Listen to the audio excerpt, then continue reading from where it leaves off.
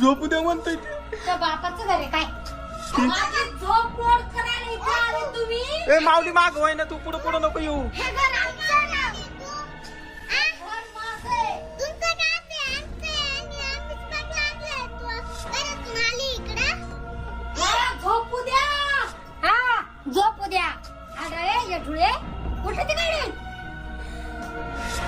तेव्हा नको करू राहिली चिडली. तुम्ही मला झोपू देत नाही तर काय करशील ना? ए तुला तुझी झोप नाही आली का अजून?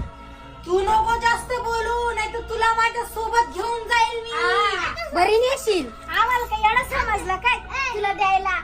तुला सांगतो हा साईबाबाची शपथ घेऊन ये. चला निघा.